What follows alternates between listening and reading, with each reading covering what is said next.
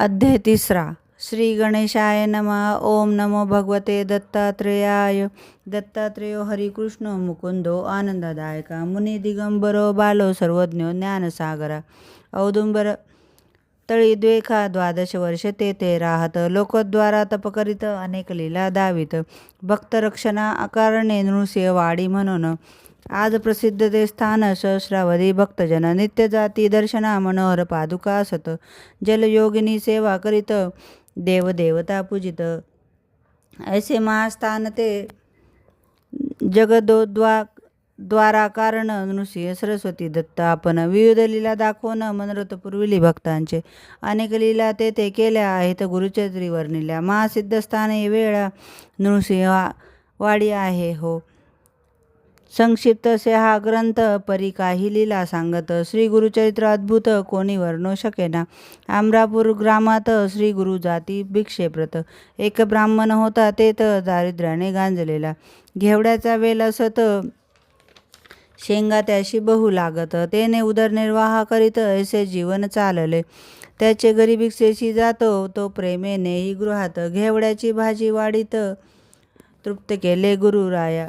श्री गुरु म्हणती तयाप्रत तू होशील श्रीमंत. ऐसे म्हणून निघत तेथून पुढे जावया. गृहाबाहेर येत घेवड्याचा वेल तोडीत आणि निघून जात. स्वस्थानाशी श्री स्वामी कुदळ घेऊन हातात. ब्राह्मण मूळ खोदू लागत तव गुप्तधन अकस्मात. त्यासी पाहो सापडेल धनाचा हंडा मिळत. ब्राह्मण होई श्रीमंत पिढ्या 7 पूर्णनिवृत्त. इतके धन मिळे त्याते. श्री दत्त दयावंत ऐसी लीला दावित.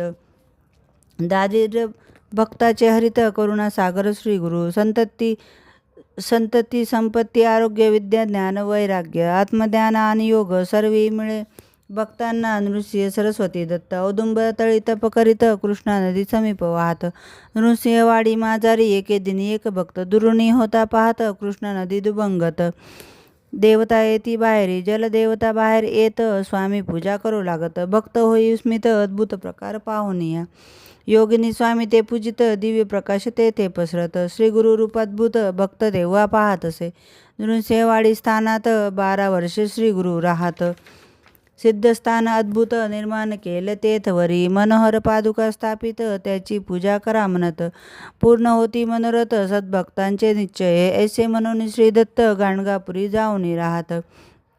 नृसिंहवाडी स्थानात अपार शक्ती ठेविली. नृसिंहवाडी स्थानात चमत्कार होती नित्य. लोक भक्ती करीत तेथे मनोहर पादुकाची. गेल्या 700 वर्षात उद्दिरिले लोक अनंत. अपार महिमा होता आहे आजही ते त्वरी. शिरोळ ग्रामीचा एक भक्त. 5 पुत्र त्याचे मरत येऊन नृसिंहवाडीत. पादुका ते सेवित से पती पत्नी. पादुका ते सेवित पूजा अर्चा करीती नित्य.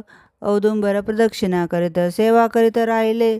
1 मास ऐसे करीत श्री गुरु स्वप्नी येत. पुत्र होईल म्हणत अभय देती तीच लागी.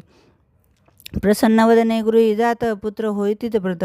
अति आनंदे वर्तत होती पाहते तवरी. पुत्रासी झाली वर्षे 7 गाला आला अकस्मात. पुत्र झाला मृत एके दिनी अवधारा. माता पिता दुःखित माता म्हणे आक्रंदळ. श्री गुरुनी दिदला वत्से अल्पायुषी का झाला. लोक तिशी समजावित परिती काही न ऐकत. अपार दुःख करीत पुत्र शवा ते बिलगोनी. तव श्री गुरु समर्थ साधू रूपे येते तेथे येत म्हणते जा पादुका स्थानात वर लादला तुला जेते. पुत्र शवा ते घेऊन जाई नृसिंहवाडी स्थान. पादुकावरी शिर ठेवून अपार दुःख करीत असे. ऐसे करिता रात्र झाली निद्रा तिशी लागली. स्वप्नी गुरुमूर्ती आली काय दुःख म्हणती ते. पुत्र आहे जिवंत उगाच दुःख का करत. ऐसे ऐकून उठत माता विस्मित होत असे. पुत्रा ते पाहे जीवित. पतीसी उठून दावित. श्री गुरु कृपा अद्भुत म्हणून नमन करीत असे. नृसिंहवाडी पादुका स्थान. अपार असे महिमान अदृश्य रूपे नारायण. ते राहे सर्वदा म्हणून सरस्वती गंगाधर.